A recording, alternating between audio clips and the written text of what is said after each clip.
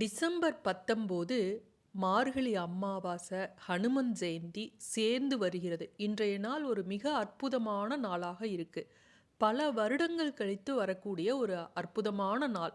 இன்றைய தினம் நீங்க பசுமாட்டுக்கும் காகத்துக்கும் இந்த பொருளை மறக்காம கொடுத்தீங்க அப்படின்னா உங்களுடைய பித்ரு தோஷம் தீர்ந்து 7 ஜென்ம பாவம் விலகி, உங்களுக்கு கடன் பிரச்சனை இருக்கு அப்படின்னா அதெல்லாம் தீர்ந்து வீட்டில் 16 செல்வங்களும் தாண்டவமாடும், பணம் பல வழிகளில் சேரும்.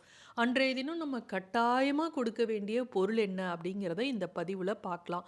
வீடியோவை ஸ்கிப் பண்ணாமல் பார்த்தீங்கன்னா தான் நான் சொல்லக்கூடிய தகவல் உங்களுக்கு முழுமையாக புரியும். வீடியோ பிடிச்சிருந்தா மறக்காமல் லைக் பண்ணுங்கள், ஷேர் பண்ணுங்கள். புதுசாக பார்க்குறவங்க சப்ஸ்கிரைப் செஞ்சுட்டு பாருங்கள். ஓம் ஹனுமனே போற்றி அப்படின்னு சொல்லி கமெண்ட்டில் பதிவிடுங்க. சரி, அன்றைய நாள் நம்ம செய்ய வேண்டியது என்ன? மார்கழி அமாவாசை நாளில் ஹனுமன் அவதரித்தார். இந்த நாளில் தான தர்மங்கள் செய்வதால் சனிதோஷம் உள்ளிட்ட அனைத்து கிரக தோஷங்களும் நீங்கும். ஹனுமனோட அருளும் நமக்கு கிடைக்கும். இந்த மார்கழி அமாவாசை நம்முடைய முன்னோர்களுக்கு மட்டும் இல்லாமல் அகால மரணம் அடைந்தவர்கள், துர்மரணம் அடைந்தவர்களுக்கு இந்த மார்கழி அமாவாசை அன்று வீட்டில் யாராவது அப்படி இருந்தாங்க அப்படின்னா தர்ப்பணம் கொடுத்து நம்ம வழிபட்டோம் அப்படின்னா அந்த ஆத்மாக்கள் துன்பப்படாமல் வைகுண்ட பதவியை அடையும் அப்படின்னு சொல்லுவாங்க. இன்றைய நாளில் நம்ம முன்னோர்களுக்காக தர்ப்பணம் கொடுத்து வழிபட்டோம் அப்படின்னா நம்முடைய பல தலைமுறைக்கு முன்னாடி இருக்கக்கூடிய பித்ருதோஷம் கூட நீங்கும். இந்த நாள் மிகச்சிறப்பான நாள். இந்த நாளில் விரதம் இருந்து வழிபட்டோம் அப்படின்னா பித்ருதோஷம் நீங்குவதோட வீட்டில் மகிழ்ச்சி, வளர்ச்சி, செல்வ வளம் எல்லாமே அதிகரிக்கும். தோஷங்களை நீக்குவதில் மிக முக்கியமான ஒரு நாள் இந்த மார்கழி அமாவாசை. அது மட்டும் இல்லை, ஜாதகத்தில் சந்திரனால பாதிப்பு இருக்குது அப்படிங்கிறவங்க கூட இந்த சந்திர பகவானுக்கு மார்கழி அமாவாசை நாளில் விளக்கேற்றி நம்ம வழிபட்டோம் அப்படின்னா சந்திர பகவானால் ஏற்படக்கூடிய தோஷம் விலகும். சிவபெருமானோட அருள் உங்களுக்கு கிடைக்கும். இந்த மார்கழி அமாவாசையானது டிசம்பர் 19 வெள்ளிக்கிழமை வந்திருக்கு. அன்றைய தினம் அமாவாசை திதி எப்போ ஆரம்பிக்குதுன்னு பார்த்தீங்கன்னா காலையில் 5:57க்கு ஆரம்பித்து அடுத்த நாள் 20 சனிக்கிழமை 7:54 காலையில் வரையும் இருக்குது. இந்த டிசம்பர் 19 பார்த்தீங்கன்னா ஹனுமன் ஜெயந்தி. எப்போவுமே ஹனுமன் ஜெயந்தி மார்கழி அமாவாசை அன்னைக்கு தான் வரும். இன்றைய தினம் ராவுகாலம் பார்த்தீங்கன்னா 10 to 12, யமகண்டம் சாயந்தரம் 3 to 4, குளிகை காலையில் 7:30 to 9. இன்றைய தினம் அதிகாலை 5:56 வரையும் தான் சதுர்தசி திதி. அதற்கு பிறகு அமாவாசை ஆரம்பித்து அன்றைய நாள் முழுவதுமே அமாவாசை திதி இருக்கிறதுனால இது முழு அமாவாசையாக, நிறைந்த அமாவாசையாக இருக்குது. இன்றைய தினம் நீங்கள் எப்போ வேணாலும் நீங்கள் முன்னோர்களுக்காக திதி கொடுக்கலாம், ஆற்றுல போய் தர்ப்பணம் கொடுப்பது எது வேணாலும் செய்யலாம். ஆனால் இந்த ராவுகாலம், யமகண்டம் இந்த நேரத்தில் நீங்கள் படையலிட்டு சாமிக்கு படைச்சி, அதாவது முன்னோர்களுக்காக படைச்சி காகத்துக்கு வைக்கிறது இதெல்லாம் செய்யாதீங்க.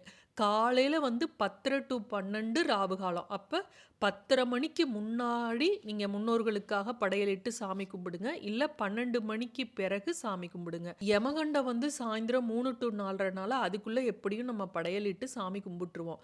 சரி, இன்றைய தினத்தில் நம்ம என்ன செய்யணும் அப்படிங்கிறத தெரிஞ்சுக்கலாம். அமாவாசை அப்படிங்கிறனாலே மிக மிக சக்தி வாய்ந்த ஒரு நாளாக சொல்லப்படுது. இந்த நாளில் நம்ம முன்னோர்கள் வழிபாடு, மந்திர ஜபம், இது மாதிரி பரிகார பூஜைகள் இதெல்லாம் செய்கிறதுனால அதனுடைய பலனானது அதிகப்படியாக நமக்கு கிடைக்கும் அப்படின்னு சொல்லுவாங்க. ஏன்னா அமாவாசை நாளில் பித்ருலோகத்திலிருந்து நம்ம வீட்டுக்கு வரக்கூடிய முன்னோர்களோட ஆசையும் கிடைக்கும். அதே போல் இந்த பரிகாரங்களுக்கும் நமக்கு பலன் கிடைக்கும் அப்படிங்கிறதுனால தான் இதை சொல்கிறாங்க. புனித நீராடுவது, முன்னோர்களுக்கு எள்ளும் தண்ணீரும் இறைப்பது, தர்ப்பணம் கொடுப்பது, தான தர்மங்கள் செய்கிறது, குறிப்பாக அன்னதானம் வழங்குறது, காகத்திற்கு எள் கலந்த சாதம் வைக்கிறது, இதெல்லாம் முன்னோர்களோட ஆசையை நமக்கு பெற்றுத்தரும். ஏன்னா காகங்கள் யமலோகத்தில் இருக்கக்கூடிய நம் முன்னோர்களோட பிரதிநிதியாக பூமிக்கு நாம கொடுக்கக்கூடிய உணவை ஏற்பதாக ஐதீகம். இந்த அமாவாசை தினத்துல பரிகாரம் செய்யறது மாதிரி முடிஞ்ச வரை உங்களால யாருக்கு முடியுதோ அவங்களுக்கு உணவு கொடுங்க. ஏழை எளியவருக்கு எறும்பு, பசு, காகம், நாய், பூனை, இதே போல அந்தணர்களுக்கு சில பொருட்கள் இதெல்லாம் நம்ம கொடுத்தோம் அப்படின்னா கடவுளோட ஆசையும் கிடைக்கும், முன்னோர்களோட ஆசையும் கிடைக்கும் அப்படின்னு சொல்லப்படுது. அமாவாசை அன்னைக்கு பார்த்தீங்கன்னா, ஒரு காந்த சக்தி ஏற்படுது. அது எதனால? சூரியனும் சந்திரனும் ஒண்ணா சேர்றதுனால அந்த காந்த சக்தி ஏற்படுது. அமாவாசை என்று இந்த ஆன்மாக்கள் தங்களுடைய வாரிசுகள் தங்களுக்கு தர்ப்பண சடங்குகளை செய்யும்போது அந்த பிரசாதங்களை ஏற்றுக்கொள்வதற்கு, அந்த எள்ளும் தண்ணீரையும் ஏற்றுக்கொள்வதற்காகவும் அதிக விருப்பத்தோட இருக்குமா. அதன் மூலமாக அந்த ஆன்மாக்கள் திருப்தி அடைவதாகவும் மோட்சம் அடைவதாகவும் சொல்லப்படுது. அந்த நாள்ல தானம் செய்வது ரொம்ப நல்ல பலனை தரும். எந்த வகையான தானம் வேணாலும் நீங்க செய்யலாம். பசுமாட்டுக்கும் காகத்துக்கும் அன்று உணவு கொடுத்தோம் அப்படின்னா அவ்வளவு சிறந்த பலன்களை உங்களுக்கு பிரபஞ்சமும் கடவுளும் முன்னோர்களும் வாரி வழங்குவாங்க. இப்போ பசுமாட்டுக்கு என்ன கொடுக்கலாம் அப்படிங்கிறத பார்க்கலாம். பசுமாட்டுக்கு நம்ம அரிசி மாவில் வெல்லம் கலந்து அதை அதோட வாழைப்பழத்தை கலந்து கொடுக்கறது நம்ம எல்லாத்துக்குமே தெரியும். அது ரொம்ப சிறப்பு தான். இருந்தாலும் மிக முக்கியமான ஒரு பொருள் எள்ளு புண்ணாக்கு. இந்த எள்ளு புண்ணாக்க ஒரு சம அளவில் மாட்டுக்கு கலந்து கொடுத்தோம் அப்படின்னா, சாப்பாடோடு கலந்து கொடுத்தா நல்லது. நீங்கள் எந்த அளவு ரேஷியோ அப்படின்னு தெரியலனா, பசுமாடு வச்சுருக்கவங்ககிட்ட போய் நீங்கள் கொடுத்துட்டீங்க அப்படின்னா, அவங்க அதை சாப்பாடுக்கு எந்த அளவு புண்ணாக்கு கலக்கணும்னு அவங்களுக்கு தெரியும். அந்த அளவு கலந்து அதை கொடுத்துருவாங்க. இதே போல் காகத்துக்கு நீங்கள் சாதம் வைக்கிறீங்க அப்படின்னா, அதில் எள்ளு கலந்து அன்றைய தினம் வச்சிங்க அப்படின்னா நல்லது. எறும்பு புத்துக்கு கூட அரிசி மாவு போடுவது உங்களுக்கு பித்ரு தோஷமும் சரி, எத்தனையோ வகையான தோஷங்களை விளக்கும். இப்படி நம்ம இந்த 3 உயிரினத்துக்கும் நம்ம கொடுத்தோம் அப்படின்னாவே நம்மளுடைய பித்ருக்கள் ஆசி நமக்கு கிடைக்கும். அது மட்டும் இல்லை, கடன் தீருவதற்கு இது உதவும். நீங்கள் அன்னம் விடுவதனால உங்களுக்கு பணம் வருவதற்கான எந்த தடை இருந்தாலும் அது தகர்க்கப்பட்டு பணமானது பல வழிகளில் உங்களுக்கு சேரும். இந்த ஜீவன்களோட ஆசி உங்களுக்கு கிடைக்கிறதுனால. அதே போல் பசுமாட்டுக்கு அகத்திக்கீரை கொடுக்கறது ரொம்ப முக்கியம். நான் ஏற்கனவே சொன்னேன், கோதுமை தவிடில் அகத்திக்கீரையை ஊற வச்சு மொதல் நாளே ஊற வச்சுட்டு அதுக்கப்புறம் இந்த பசுமாட்டுக்கு தானமாக கொடுத்தா ரொம்ப நல்லது. கோவில் மாட்டுக்கு கூட நீங்கள் போய் கொடுக்கலாம். ஜாதக ரீதியாக எந்த தோஷம் இருந்தாலும் இந்த மாதிரி நம்ம கொடுக்குறப்ப விலகும்.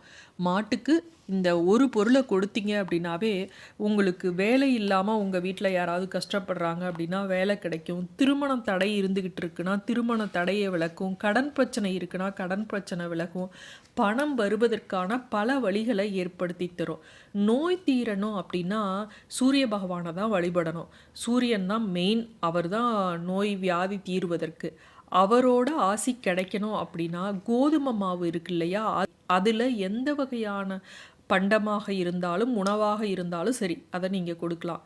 சப்பாத்தி போட்டு 4 பேத்துக்கு கொடுத்தீங்கனாலும் சரி அதுவும் மிகச்சிறந்த பலனை பெற்றுத்தரும். அதே போல் தயிர் சாதம் கொடுத்தீங்கனாலும் ரொம்ப நல்லது.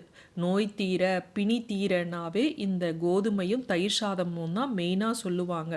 இதை நீங்கள் கொடுத்து பாருங்கள். பித்ரு சாபம் அல்ல, 7 ஜென்ம பாவமும் விலகும். எல்லா வழிகள்லையும் உங்களுக்கு முன்னோர் ஆசையும் கடவுள் ஆசையும் கிடைக்கும். மீண்டும் அடுத்த காணொளியில் சந்திக்கும் வரை நன்றி, வணக்கம்.